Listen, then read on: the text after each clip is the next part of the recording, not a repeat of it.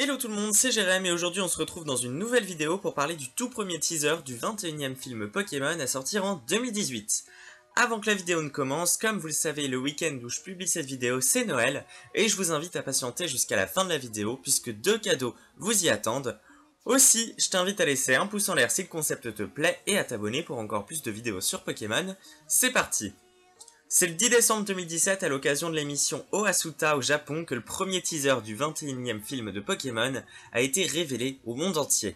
Alors évidemment, question de droit, je peux pas vous mettre le teaser dans ma vidéo, mais je vais donc illustrer mes propos avec des screenshots.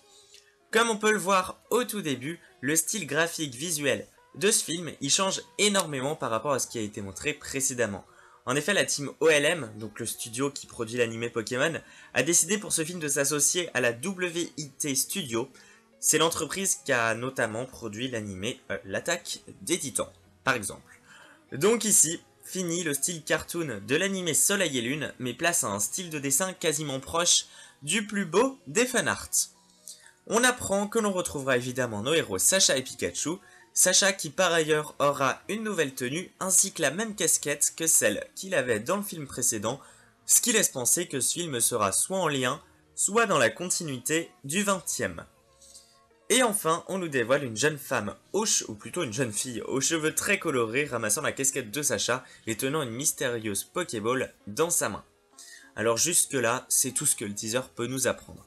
Cependant, si on analyse bien, on peut constater que la caméra se met dans la peau d'une créature émergeant et pouvant sortir de l'eau, mais surtout, lors du plan sur la jeune fille, la musique qui accompagne cette scène se veut être la transcription des premières notes du thème japonais de Lugia, ce qui présage donc que ce Pokémon pourrait être la star de ce film.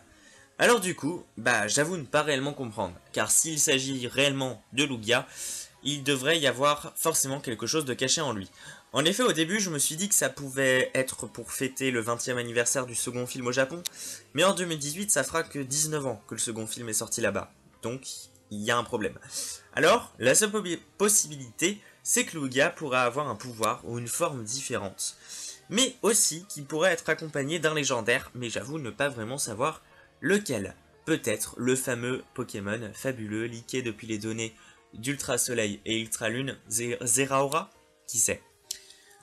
Donc voilà, à vous de me dire ce que vous pensez de ce teaser et quelles conclusions vous en tirez en bas de cette vidéo.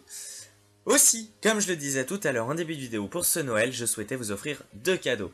En effet, les codes pour posséder le Pokémon légendaire Marshado ainsi que le code pour avoir un Sylvalier chromatique ne sont plus mis à disposition dans les magasins mais fonctionnent encore pour quelques semaines. Ainsi, je vous offre donc, enfin plutôt, j'offre aux personnes les plus rapides, plusieurs codes pour les avoir. Je vous souhaite donc bonne chance pour être les premiers et je vous souhaite à tous, évidemment, un joyeux Noël. Sur ce, je vous invite à aimer, à commenter et à vous abonner. Et nous, on se retrouve l'année prochaine pour de nouvelles vidéos. Et moi, je vous dis à très bientôt. Salut tout le monde!